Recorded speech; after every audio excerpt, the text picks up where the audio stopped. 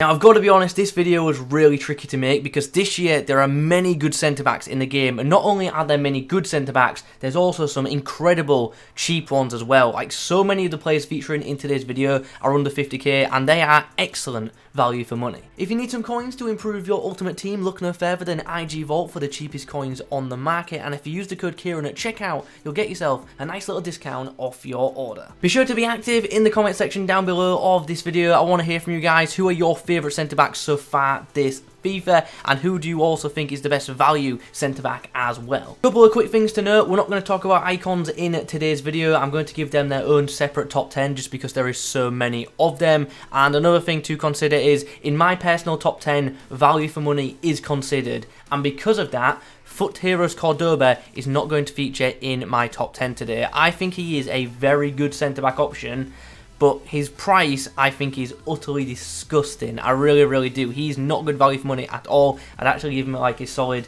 1 or 2 out of 10 for value for money, even though I do believe he is a very good centre-back. But I've got a player review coming out on him soon, so keep an eye on the channel for that, for more information on Cordoba. I also want to mention 2 centre-backs who I think are really good but haven't quite made my top 10. One of them might surprise you. The first one's De Ligt. I just think he's really good this year. I know not too many people have even given him a go, but I really enjoyed using him. The other one is Lacroix, which I think will surprise some people, the fact that he hasn't made my top 10. Believe me, he is just on the edge, but for me personally, I do think there are other centre-backs who do indeed outperform him, but still, he is very good. And there's so many good centre-backs this year. Honestly, it was really hard to make a top 10, and I'm even still debating some of my picks right now, like which order I'm going to put them in. Very tough, but be sure to, as I say, let me know your thoughts in the comments below.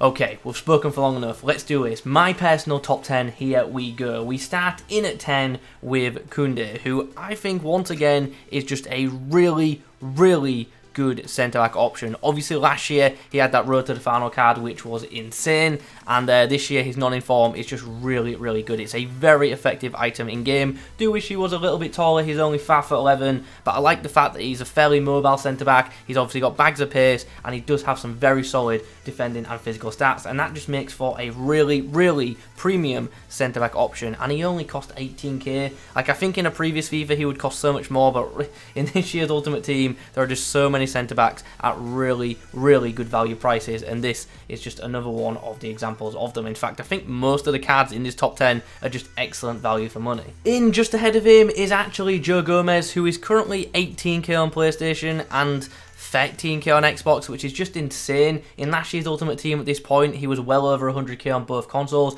I still think Joe Gomez is very freaking good in Ultimate Team. Nowhere near as OP as he was in last year's game, but still a really good centre-back option. And for this stage of the game, he's absolutely excellent. And once again, that price, I think, is ridiculously good. The following player is the lowest rated player in my top 10, but I really like him this year. It's Kosterman, who for a few years now has had a pretty pacey centre-back item, and this year I think this is the best he has been. And I know a lot of people might disagree with this, but I actually prefer him over the Lacroix. I really do. I think like one of the reasons that the Frenchman is obviously much more in terms of price is because obviously of the links that he has to offer. That green link to Mbabu, that green link to Casteels is very good, and also on top of that, the obvious, he's French, so he's very easy to link to other French centre-backs in the game. Obviously Varane is super popular, the green link to Upamecano is super popular, and the fact that he's just so easy to hybrid obviously boosts up his price a little bit. But Lacroix is excellent, but for me personally,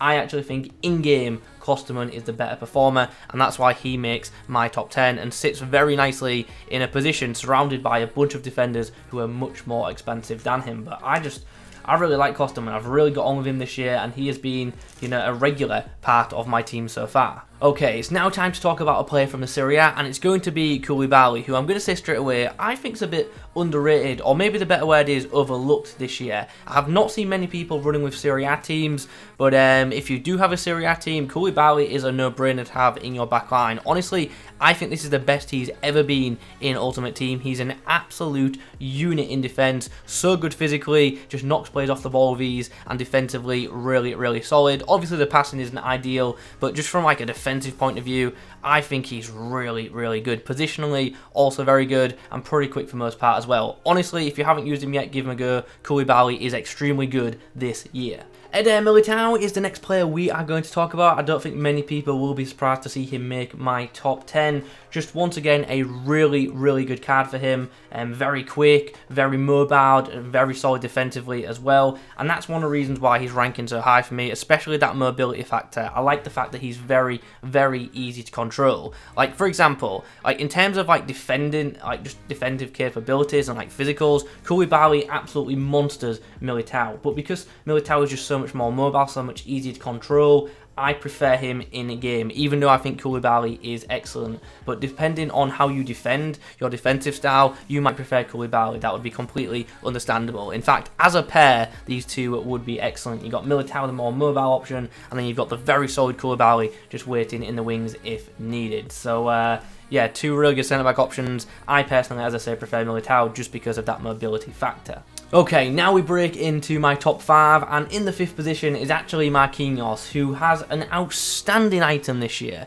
Like a truly outstanding base card. When this guy starts getting special cards, he's going to be unreal. He really, really is. He's getting cards now which were like Thiago Silva's back in the day, like peak Ultimate Team times, and Thiago Silva back then was a monster. Marquinhos this year, as I said, this is the best non-inform item he has ever had. It is a very good card in game. Once again, very quick, and his defensive stats are just mad. Do wish his physicals were a little bit better, but he really, really is a premium centre-back option, and he also can pass really well as well. So if you like to distribute at the back, then you do have that option with this card. In at number 4 is actually going to be a card which is much lower rated than the previous option. It's going to be Upamecano, who I think this year is one of the go-to OP centre-backs. Like, he is really, really good this year. Very quick off the mark, even though he does have a pretty weird pace split. But, like, physically, he's an absolute monster. Defensively, he's very good as well. And he just makes blocks which other players don't, which is something that I said about, like, Joe Gomez in last year's Ultimate Team. And that's one of the reasons why I really like him. Obviously, there are a couple of things which people might not like. The high-medium wear rates, for instance. And also, once again, that pace split. But the way Ultimate Team is this year, with centre-backs just sitting back so naturally, pace isn't as big of a factor, although it definitely helps. It's not as big of an issue, and yeah, Upamecano is just good. If you haven't used him yet, give him a go. He is a premium option this year. Really, really is top tier, and his one-to-watch card should get boosted at least, you know, once this year with Bayern Munich being so good. So, yeah, that one-to-watch card could get really, really good very, very quick. Well, this pick at number 3 might be a bit controversial once you see who I've got at number 2, but we'll talk about that in a moment. In at number 3 is Rafa Varane. Once again, it's another pick which no one will be surprised to see my top 10. It's just a case of where do I actually rank him. He's brilliant once again. I will say, just like with Joe Gomez, I don't think quite as good as in last year's Ultimate Team, but still very, very good. Medium high work rate, 6'3", excellent pace, excellent defending, really good physicals, and also his passing isn't too bad for an early game centre-back either. He's just, once again, very, very good. Does come in at around the 300k mark, so obviously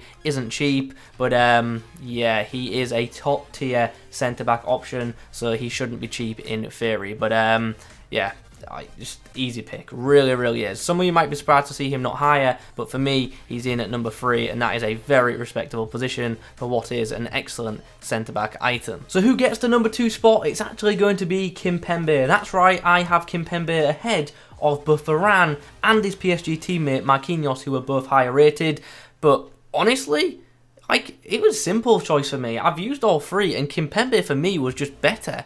And he's also much cheaper than both, which is kind of mad. But yeah, if you've used Kimpembe, I feel like it's one of them things where if you know, you know. He is class this year. Brilliant centre-back, very quick, mobile for a CB, insane physicals, and very good defensive stats. And he's just a monster. He really, really is. Obviously has some very good links in Ultimate Team as well, so he's never going to be too cheap this year. But also, I don't think he'll be too expensive either, just because of his overall rating. 50k for him right now, I think, is a bargain price. He is honestly brilliant, and if you haven't used him, I certainly do recommend giving him a go. Another thing which adds to his magic, I feel, is the fact that he's left-footed. Everyone else in this top 10 is right-footed, and in general, most centre-backs in the game are right-footed, so it's actually quite nice to have a very good left-footed option. This might not bother some people, but I personally prefer to have my right centre-back as a right-footer and my left centre-back as a left-footer. Like I said, some people won't care about that, but I do, and that definitely adds to the value of Kimpembe. He Honestly, he's so good. If you haven't used him, I can't stress it enough, give him a go. He received a very big boost versus the last FIFA, and also they changed his work rates too. Last year he was high, which was annoying. This year he's medium high, which definitely helps out with his performances in this year's Ultimate Team. I'm honestly so big on Kimpembe. I really could have put him in top spot. I really could have, and I was really close to doing so. So who gets the number 1 spot? It is actually going to be Van Dijk. I know it's a bit of a boring pick, but he's back to being brilliant again. In FIFA 21, I didn't think he was anywhere near as good as he was in FIFA 20, but this year he feels like he's back. He's just once again that player who seems to be like 7 foot in game when it comes to like reaching out for tackles. He's so strong, incredible defensively, wins literally every aerial duel, and also has decent pace as well. Now, he isn't as mobile or as quick in general as some of the other centre-back options, especially someone like Kimpembe, but this year's Ultimate Team, and I've already touched on it in this video, defenses naturally sit back more than they ever have, and because of that, that benefits players who have these big pace splits like a Van Dijk does. So his pace isn't as big as a factor, nor his turning ability, just because defenders are sat back and just ready to make the blocks, and Van Dijk's brilliant at doing exactly that. So as things stand right now, I do believe in terms of like non-informed cards, Van Dijk is pretty much your number 1, but he's closely followed by Kimpembe. Honestly, Kimpembe is so good. If you don't like Kimpembe this year, I don't know what's wrong with you. But anyway, that is my top 10. I hope you have enjoyed it. In the comments below, if you do disagree with any of them, that's absolutely fine. This is all down to opinion. This is just my personal top 10 after using a bunch of different teams this year. Obviously, we are very early into the game, and after a few patches, my opinions could completely change. So do come back when I next do my top 10 centre-back options, and we'll see how much it has, of course, changed. And also, by then, obviously, there'll be loads of other centre-back cards to discuss. Anyway, like I've already said, in the comments below, give me, your top 3, your top 5. Also, give me which position you want me to cover next. Thanks for watching. I'll catch you in the next one.